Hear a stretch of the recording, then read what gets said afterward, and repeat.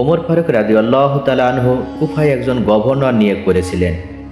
এমনিতেই সমস্ত সাহাবা ন্যায়পরায়ণ, সৎ ও নিষ্ঠাবান ছিলেন, কিন্তু এক্ষেত্রে গভর্নর আরও এক ধাপ অগ্রগামী ছিলেন। তার চোখে বিচারাদি সহ সকল বিষয়ে ধনী গরিব, শিক্ষিত অশিক্ষিত, উঁচু নিচু এবং ছোট বড় সবাই সমান ছিল।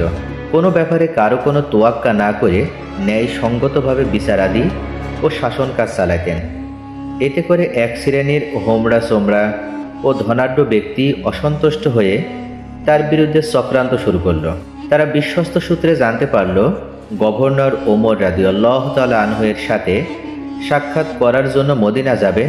এই সুযোগে চাঁদা তুলে 2000 দিনার জমা করে তাদের কয়েকজন মদিনা যাত্রা করল। সেখানে পৌঁছে গভর্নর যখন ওমর ফারুক রাদিয়াল্লাহু তাআলা আনহু এর সাথে দেখা করার জন্য গেলেন, তখন তারাও সেখানে হাজির হলো। তিনি জিজ্ঞাসা করলেন, আপনারা কারা? কোথা থেকে এসেছেন? কি চান আপনারা? তখন তারা বলল, আমরা কুফার নাগরিক এবং সেখান থেকে এসেছি। তেমন কোনো কাজ নেই, বেড়াতে এসেছি এবং সামান্য একটি ব্যাপার নিয়ে আপনার সাথে দেখা করতে আসলাম। তখন উমর রাদিয়াল্লাহু তাআলা আনহু বললেন, কোন ব্যাপারে?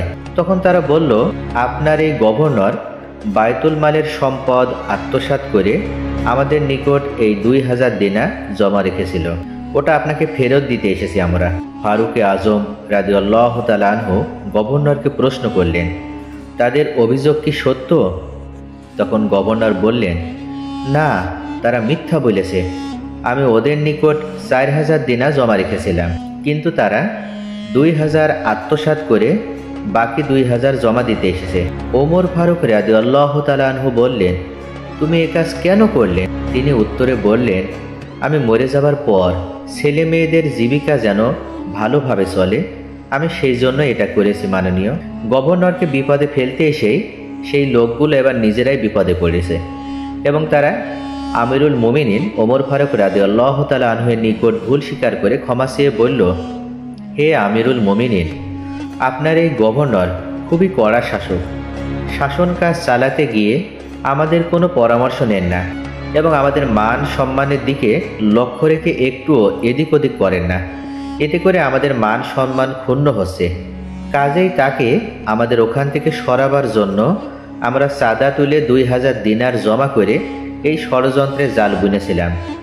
আসলে উনি আমাদের নিকট 2000 তো দূরের কথা, 2 দিনারও রাখেননি। ওমর ফারুক রাদিয়াল্লাহু তাআলা আনহু উক্ত গভর্নরকে লক্ষ্য করে বললেন, কি ব্যাপার? তখন গভর্নর উত্তরে বললেন, এখন ওরা ঠিক বলছে। ফারুকে আজম তার গভর্নরের বুদ্ধিমত্তা দেখে আশ্চর্য হয়ে গেলেন। সে কিভাবে শত্রুর মুখ থেকে তার সততা ও ওদের চক্রান্তের কথা বের করে নিলেন।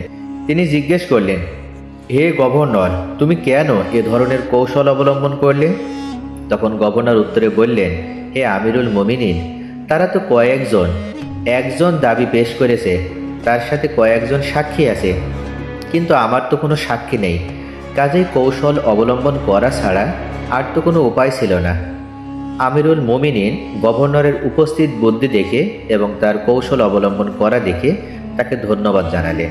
আমরা আসলে এই গল্প থেকে এটাই শিক্ষা গ্রহণ করতে পারলাম যে সকল অবস্থাতেই আমাদের ন্যায়পরায়ণ হতে হবে। আর ন্যায়পরায়ণ শাসকের কাছে ধনী গরিব সবাই সমান।